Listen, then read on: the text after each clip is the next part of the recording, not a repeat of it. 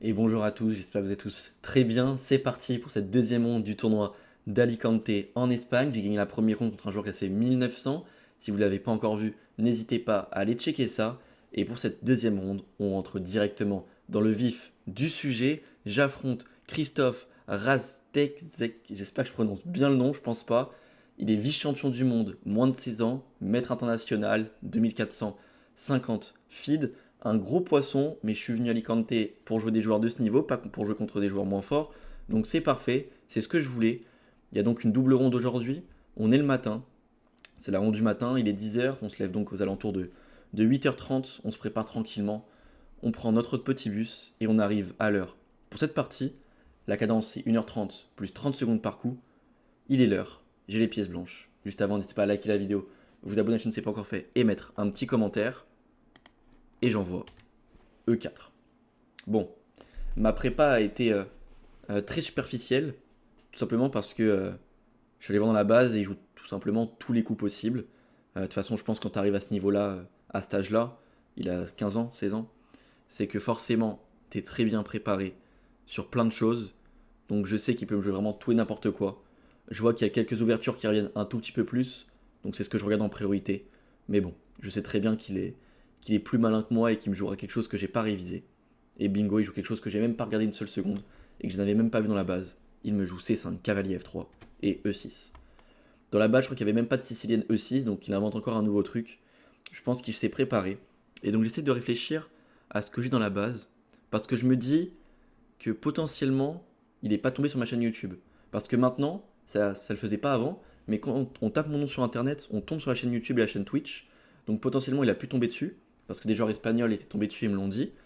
Mais faut quand même chercher un peu. Donc s'il est tombé dessus, je me dis c'est prépa sur la Kia. S'il n'est pas tombé dessus, sur Chessbase, donc dans mes parties qui sont retransmises et qui sont dans la base sur Chessbase, j'ai que de parties où j'ai ouvert avec D4. Donc je me dis ok, logiquement, surtout qu'il joue un joueur moins fort, je pense qu'il n'a pas non plus mis toute son énergie à ce prépa, il y a beaucoup plus de chances que s'il a regardé un truc, c'est plutôt sur D4. Donc je décide de jouer Dame 2. On va jouer une Kia. J'ai aussi forcément envie de répondre à certaines critiques que j'ai vues dans les commentaires. Enfin, critiques, j'accepte l'avis. Je suis même partiellement d'accord sur le fait que jouer que la Kia et continuer à jouer que la Kia sur ce genre de sicilienne, etc., je peux me faire viser euh, et que ça peut être chiant pour progresser, etc. Mais j'avais juste envie, voilà, une dernière fois, je joue sûrement peut-être le joueur le plus fort que je vais jouer dans les prochains mois. Bon, je vais jouer des forts joueurs cet été, mais c'est un des joueurs les plus forts que je vais jouer dans les prochains mois. Surtout que je pense qu'il a un gros potentiel. Donc j'ai envie juste de montrer que la Kia, c'est pas n'importe quoi. Et je décide en plus de la jouer pendant que la partie est retransmise. J'avais mis en story que la partie était retransmise, en story sur Instagram que la partie serait retransmise en direct sur chess.com et Lichess. Donc je voulais montrer un peu la puissance de la Kia. Mon adversaire me joue cavale C6, je joue G3, il me joue G6. C'est une des variantes principales de la Kia. Je joue fou G2, il me joue fou G7, il joue assez rapidement, moi aussi. Vous voyez les temps à côté de nos noms. Je joue petit roc, il me joue cavalier GE7 et je joue C3. Quand je joue C3, je sais qu'il y a deux options qui sont jouables. Soit jouer E5 pour empêcher la poussée en D4 des blancs, soit roquer et on s'en fiche de la poussée en D4. En fait, je me dis, j'ai l'impression qu'il connaît pas forcément la position, même s'il joue plutôt vite, je pense pas qu'il a vraiment l'habitude de jouer ça. Et je me dis, j'espère qu'il ne joue pas E5. Parce qu'en vrai, E5, c'est quand même des positions un peu plus chiantes, un peu plus stratégiques. Je préfère quand j'arrive à jouer D4. Et je me dis surtout, en fait, quand t'es un humain, tu regardes même pas D4. Parce que tu te dis, petit rock, si le mec il joue D4, on compte les attaquants et les défenseurs, bah tu perds juste un pion. Donc D4, pion prend, cavalier prend, fou prend, les noirs gagnent un pion. Tu te dis, bah, je gagne un pion avec les noirs, l'adversaire peut pas jouer D4. Il me joue petit rock, j'envoie D4. Je sacrifie le pion, et quand je joue D4, je vois qu'il se met un peu à réfléchir, il prend une fois, et il finit par jouer D5. Il n'accepte pas le gambit, il ne fait pas cavalier prend D4. À la fin de la partie, il m'a dit qu'il avait eu peur des cases noires. Il m'avait dit prise. Et après, il m'a demandé ce que j'avais prévu. J'ai dit fou H6. Il m'avait dit fou G7. Je lui ai dit yes, E5, etc., etc.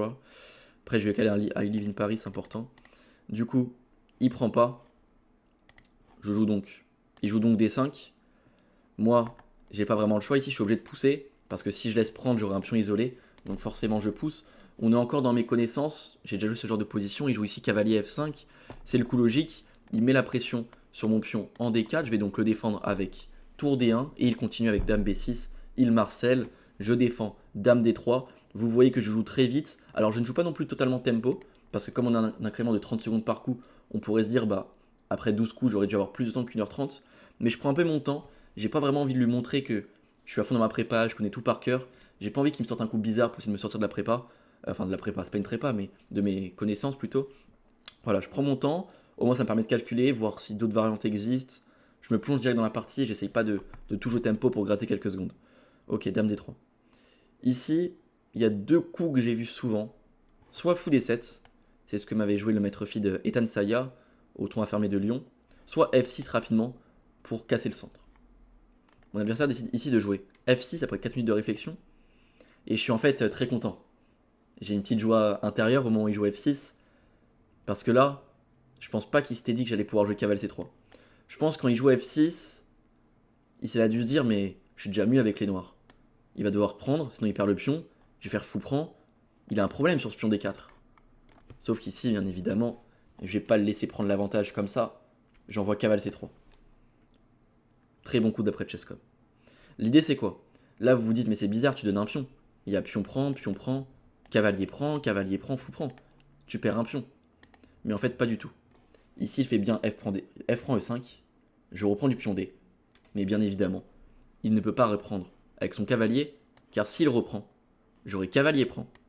Et sur fou prend, j'aurai cavalier prend D5. Et là on remarque que je vais juste gagner du matériel, parce que s'il reprend, je vais reprendre. Échec. Attaque le fou. Fou E6, dame prend E5. Dans cette variante là, j'ai un pion de plus la paire de fou. D'ailleurs, il n'y a pas dame E6 ici, parce que j'ai tour E1.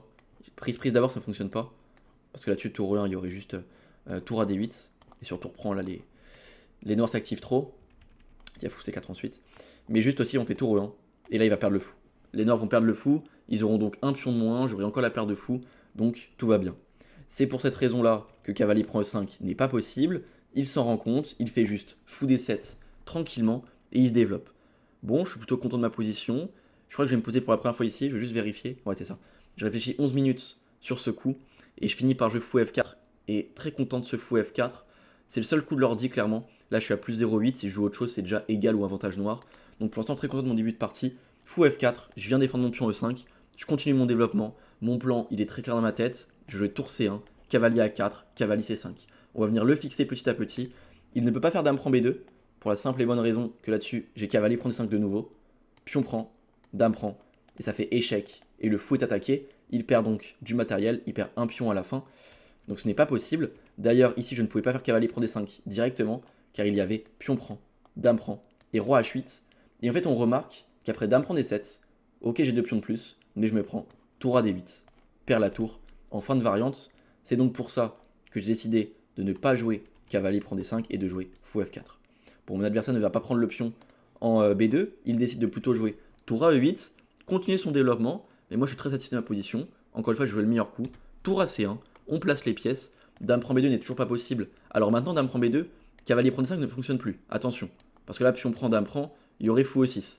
La tour en E8 qui est venue défendre le fou. Donc ça, ce n'est plus possible. Mais en fait, juste sur dame prend B2, je vais tout simplement pouvoir jouer tour B1 ici, dame A3 et tour prend B7. Et on voit que j'ai activé ma tour, ces pièces sont mal placées, son mauvais fou est vraiment très mauvais, la dame mal placée, j'ai une très très bonne position. Donc c'est pour cette raison-là qu'il décide maintenant qu'il a passé la tour de venir faire fou C8. Il replace son fou, il défend son pion, et maintenant potentiellement il peut venir gratter ce pion-là. Aussi, je menace de faire cavalier A4, cavalier C5, et donc le fou en D7 serait une perte de temps, parce que quand je vais l'attaquer, il va devoir le rebouger.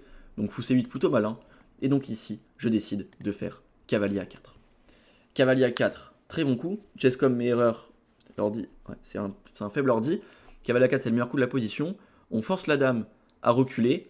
Il peut peut-être venir en B4, mais c'est assez dangereux parce que je vais quand même jouer B3, suivi de cavalier C5. Donc bon, je n'étais pas tellement sûr de ce dame B4, fou D2 ensuite. La dame commence vraiment à être mal placée, très peu de cases. Peut-être même que je peux avoir des idées. Alors, du style, même peut-être cavalier C3, cavalier B5, cavalier D6. On envoie le cavalier, ou peut-être je ferai un G4. Hein. Non, peut-être pas G4, il y a le fou qui peut être mal placé. Ouais, mais juste ramener le cavalier, prendre la case D6. Ou tout simplement, comme je l'ai dit, faire fou D2, chasser la dame, mettre le cavalier en C5. J'ai une bonne position. Ici, il a senti que sa dame, elle devait pas être bien placée en B4. Il décide donc de faire dame D8. C'est le coup assez logique en soi. J'ai une bonne position, je continue. Là, je prends mon temps, je joue à 3. Et en fait, ce qui est drôle dans cette position, c'est que je vais encore passer 12 minutes. Et j'ai juste pas d'idée comment progresser. Je me dis que si je fais cavalier C5 directement, il va juste pouvoir venir jouer B6. Je vais devoir repartir. Et ok, pourquoi mettre mon cavalier en B3? C'est bizarre. Est-ce que j'ai envie de le mettre en D4? Je suis pas sûr. Donc en fait, j'ai pas vraiment de grosses idées. Et je me dis, ok, quand t'as pas d'idée, tu vas juste améliorer ta position petit à petit.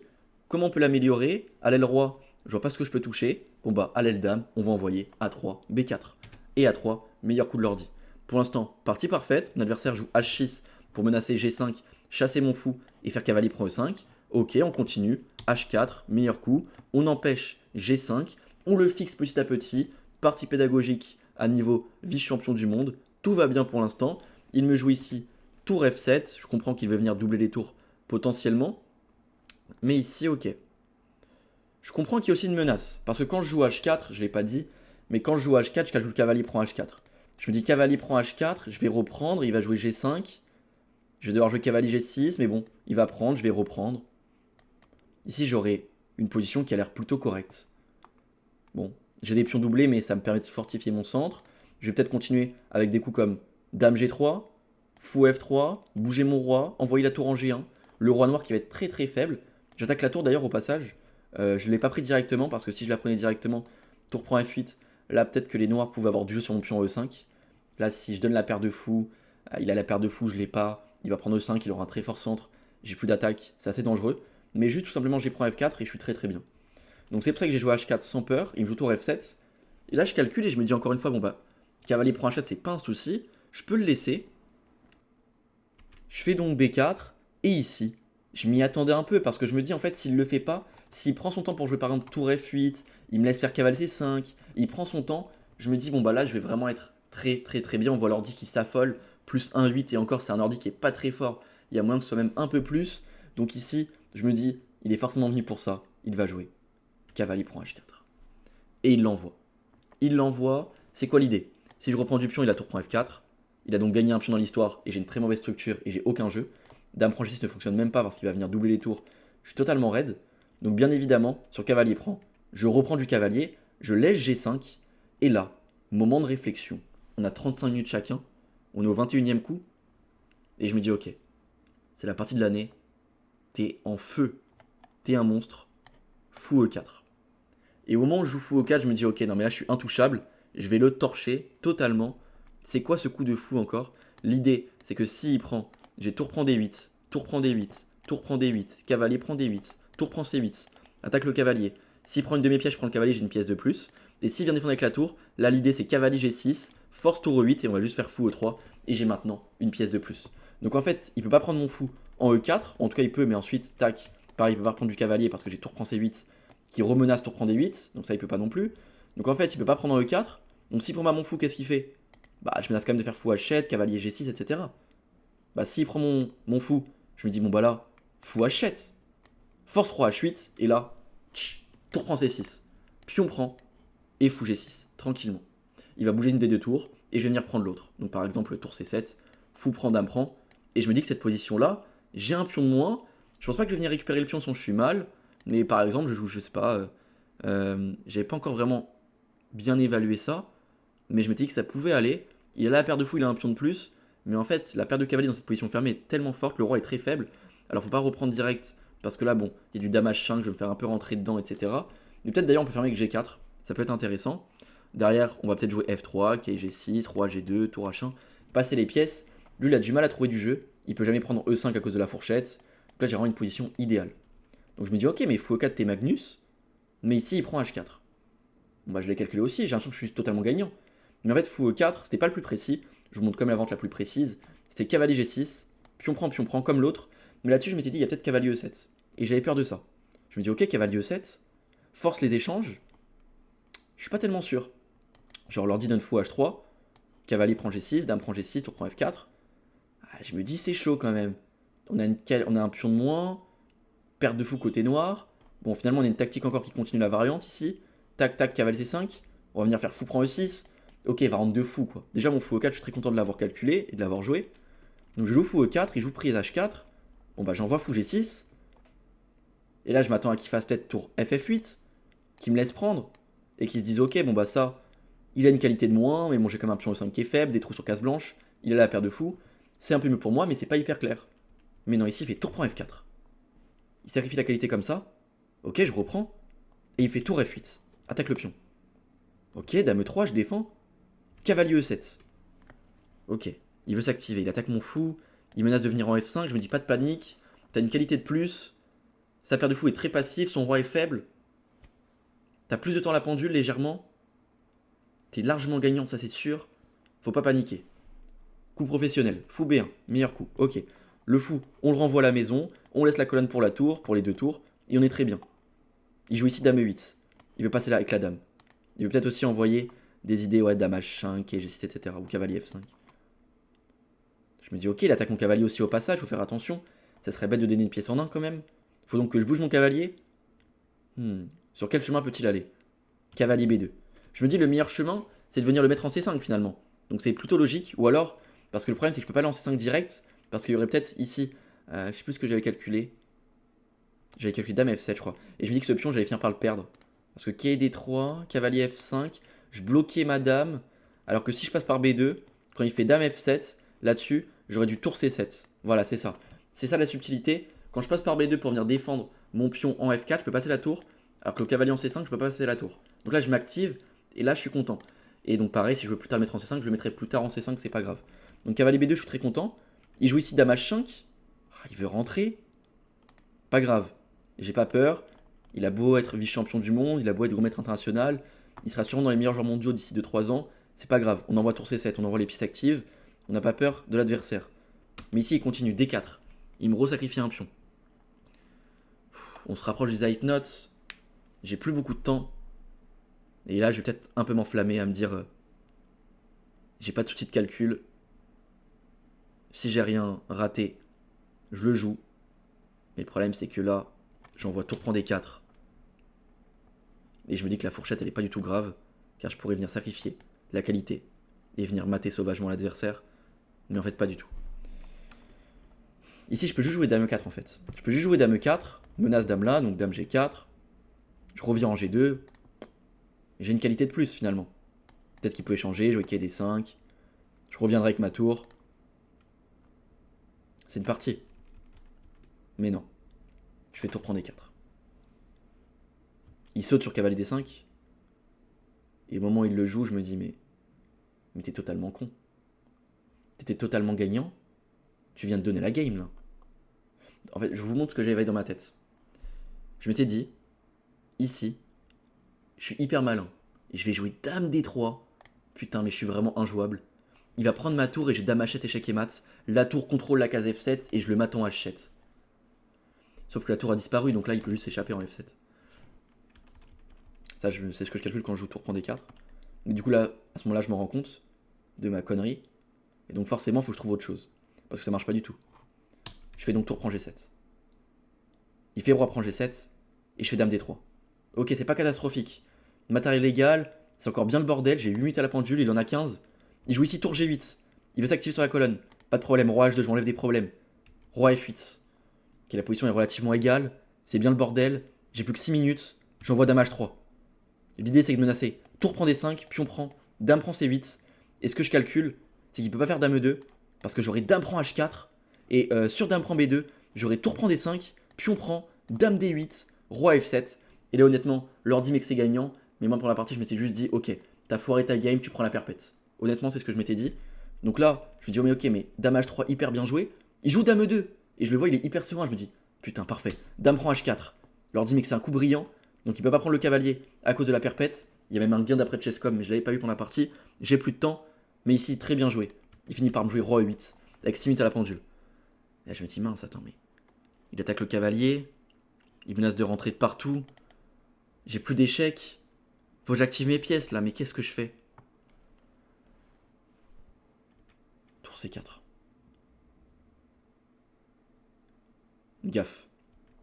Ici, il y avait un seul coup pour les blancs pour rester à 0-0. Pas facile avec 4 minutes. Fallait jouer cavalier D1.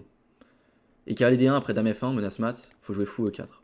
Et là, on a réussi à activer les pièces. Dame G1, roi H3, il n'y a pas de mat. Tout va bien. On tient toutes les cases. C'est assez aberrant, la position est assez surréaliste. Mais on tient tout. Malheureusement, je joue tour C4. En me disant quoi? En me disant, ok, ma tour elle sert plus à rien ici, faut que je l'active. J'ai plus que 2 minutes à la pendule. J'ai pas d'idée, faut bien que je fasse quelque chose. Je me dis qu'il peut pas prendre mon cavalier parce que j'aurais tour prend C8. Donc déjà, ça il peut pas le faire. Ok, déjà, au moins j'avance d'un coup. Mais je joue ici fou D7. Et là, j'ai le même problème. Je me dis, mince, il attaque le cavalier. Qu'est-ce que je fais? Ok, je fais fou E4. Je me dis que s'il prend le cavalier, j'aurai fou prend D5.